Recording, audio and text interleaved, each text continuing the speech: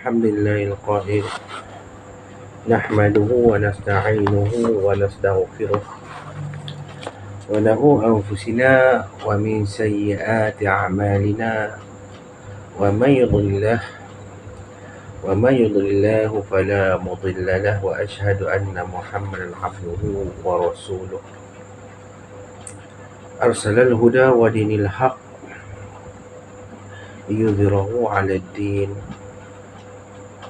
وكفى بالله شهيدا وكفى بالله حنيفا. Allah Subhanahu wa taala berfirman dalam Al-Quran, bil walidaini ihsan, bil walidaini ihsan, bil walidaini ihsan. Maksud yang terjemahkan bil walidaini ihsan adalah berbuat baik kepada kedua ibu bapa. Lagi mana ibu bapa kita masih ada, lagi itulah kita kena berbakti dengan sebenar-benar kata, dengan sebenar-benar menjiwai bakti tanpa keluh kesah. Dan kita haruslah mendamaikan hati ibu bapa kita, mengharmonikan hati ibu bapa kita.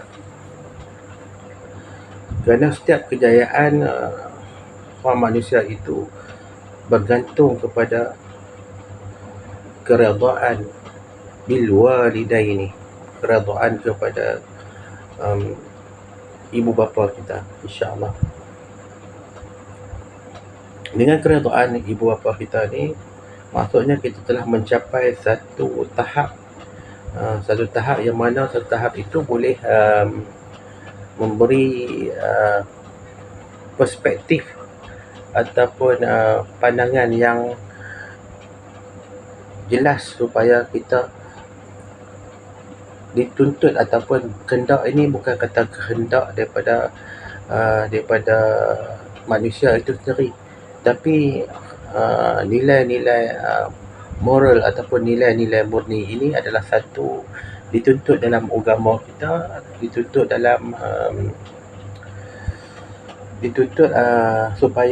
oleh Allah SWT supaya berbuat baik kepada ibu bapa. Sejahat-jahat mana pun kita, senakal-nakal mana pun kita, seburuk-buruk mana pun kita haruslah berbuat baik kepada ibu bapa kita, insya-Allah. Dengan kita berbuat baik kepada ibu bapa kita, insya-Allah, semoga Allah mengampunkan dosa-dosa kita yang lain. Semoga Nabi Muhammad Rasulullah SAW memberi syafaat kepada kita. Tapi di sini kita bukanlah kita nak, maksudnya kita nak mempromot kejahatan, tidak. Tapi setiap manusia tidak lari daripada kesalahan dan kesilapan, tidak lari daripada dosa, sebab manusia ini bukanlah Nabi ataupun bersifat maksum.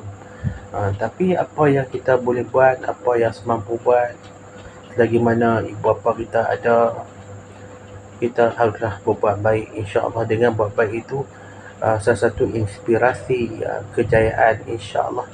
Sebenarnya inspirasi bukan hanya sekadar marketing, bukan hanya sekadar pemasaran, bukan sahaja hanya sekadar programming ataupun business programming itu sendiri. Macam Pak Long sendiri, Pak Long buat buka klinik, buat rawatan, apa semua. Tapi rezeki yang Allah Ta'ala bagi pada hari ini adalah bukan disebabkan marketing. Walaupun dapat 16 ke 17k ke apakah, tapi dia bukan disebabkan marketing sebenarnya. Tapi sebenarnya apa yang kita buat pada hari ini adalah keredaan ibu bapa kita. Apa yang kita nak buat pun kita kena ada keredaan. Bagaimana kita tengok sejarah-sejarah ataupun kisah-kisah silam, bagaimana orang yang kaya ada harta, tapi bila dia tidak ataupun menderhakai ataupun melukai hati bapa kita daripada segi percakapan atau buatan, maka Allah murka pada dia, maka Allah Ta'ala menurunkan darjat dia, maka hidup dia susah. Walaupun dulu dia seorang jutawan, walaupun dia seorang ahli perniagaan yang terkenal, tapi dia tetap jatuh. Kita berbalik kepada kisah yang mana, kita balik pada satu kisah sejarah daripada zaman dahulu, kisah Alqamah. Bagaimana Alqamah itu seorang yang ahli ibadat, seorang yang ahli yang bagus, seorang yang semua complicated dalam menunaikan segala amalan, tetapi daripada segi mendahului isterinya ataupun dia telah melakukan ratus ribu sembahyang sunat, tapi Allah Ta'ala tak ampun. Sebab apa? Sebab sikapnya yang tidak mendahului. Dia sanggup solat sunat, dia sanggup, tapi dia tidak memberi peluang dan kesempatan ibu untuk berjumpa dengannya. Maka di situlah ibu Alqamah ini terasa hati dengan dia, terasa hati hingga bila satu saat di mana dia Allah Ta'ala nak ambil nyawa dia, Allah Ta'ala nak ambil dia, maka dia betapa susahnya nak mati sebabkan kerana dia derhaka kepada ibu bapa dia.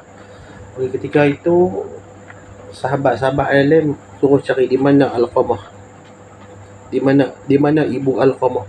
Maka sahabat-sahabat pun tunjuk apakah menyebabkan dia tak lepas untuk nyawanya untuk bertemu dengan Tuhan. Mengapa? Sebab pertama sekali, sebab dia telah menderhakai.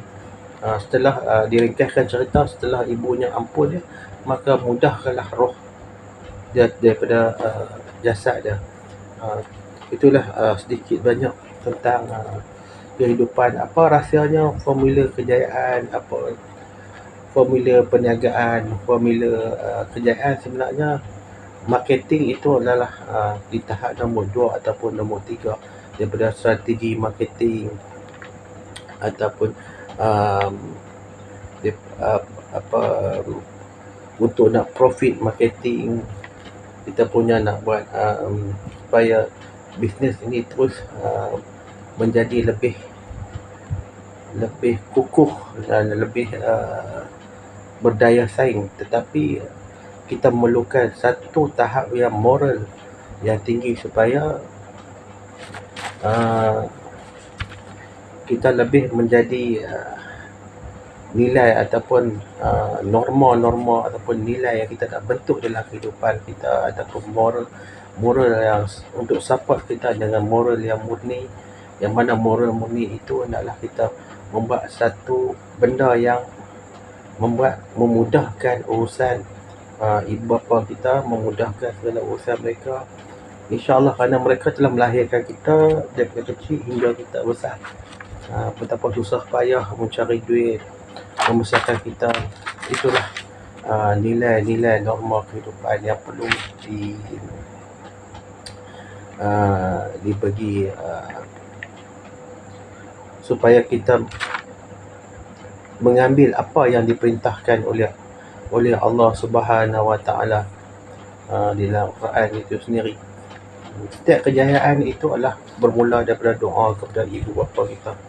Didoakan, dan kita mohonlah supaya yang mana ibu bapa yang masih ada ataupun yang telah meninggal, maka kita doakanlah dia dan memudahkan segala urusan yang ada pada mereka. Dan apabila mereka mencapai tahap usia yang tua, maka berlemah lembutlah dan menjagalah mereka. Kalau mereka sakit, maka jagalah mereka, tengoklah mereka. Jika mereka tak ada duit, bagilah duit kepada mereka. InsyaAllah kekayaan kamu akan datang, kesenangan itu akan datang, insyaAllah. Tiada jalan yang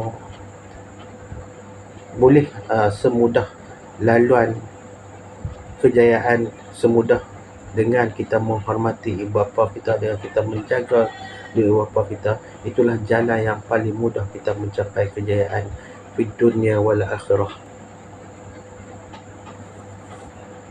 Rabbana wa bil walidaini ihsan. Rabbana bil walidaina warhamhuma kama rabbayani shaghira. Bil walidaini ihsana. Maka insya-Allah dengan segala izin Allah Subhanahu wa taala, pada hari ini Pak Luqman membagi sedikit sebanyak penerangan. Tapi sebenarnya tazkirah ini bukan untuk orang lain. Tazkirah ini adalah untuk diri Pak Luqman sendiri. Tazkirah ini untuk memberi keinsafan ataupun kesedaran Pak Luqman sendiri. Tapi niat di Pak Luqman bukanlah untuk berniat untuk menasihati sesiapa, kerana Pak Luqman bukannya orang yang baik, bukannya orang yang terlalu baik dan sebagainya. Tapi cukuplah kita sama-sama mengambil ibrah, sama-sama kita mencari maghfirah Allah Subhanahu wa taala dengan konsep kebaikan, dengan konsep ataupun nilai yang ada dalam diri kita yang baik ini akan membentuk salah satu jati diri kepada kita, supaya kita lebih bersikap positif dalam membuat sesuatu itu dengan ada kebaikan dan rasa menghormati kepada kedua ibu bapa kita. Sekian, wabillahi taufiq wal hidayah. Wassalamualaikum warahmatullahi taala wabarakatuh. Baik, terima kasih.